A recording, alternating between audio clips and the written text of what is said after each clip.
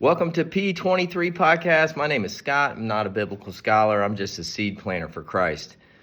So listen, we all have a root. At some point, we got to find out what that root is, the root cause of what's detouring us from the cross. What's the speed bump in the way? Why do we keep ignoring the warnings?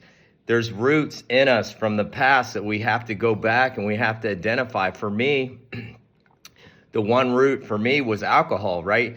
So I cut everything else out and I was like, oh, I'm good, but I'm not giving that up, bro. That's my go-to.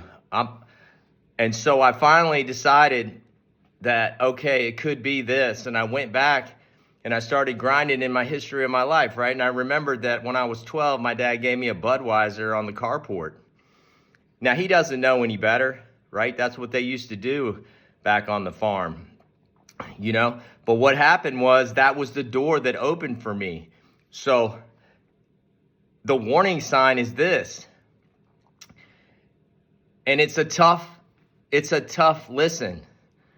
You as a father, if you have kids, we ought to know that we're going to open doors for our kids if we're going to condone it. If we're going to give them alcohol at a young age, you just opened up the door for them to be an alcoholic.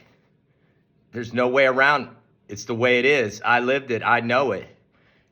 And, I get bashed like, oh, why didn't you go to college like your kids? Your kids are stellar. What happened to you? Well, what happened to me was I had a dad that didn't know any better. He didn't know Jesus. He didn't know that opening doors to alcoholism is, real.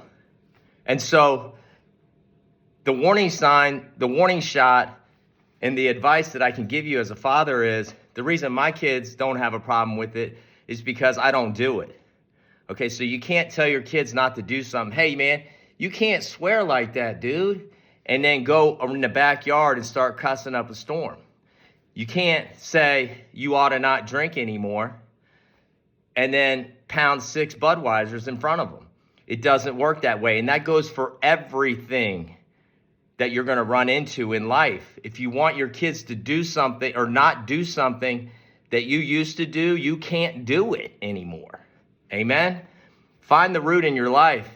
It's not easy to do. It's not easy to cut the major root, the tap root. There's always one root that's the toughest to cut. I pray that you find it in your life and you chop it out. In Jesus' mighty name, peace.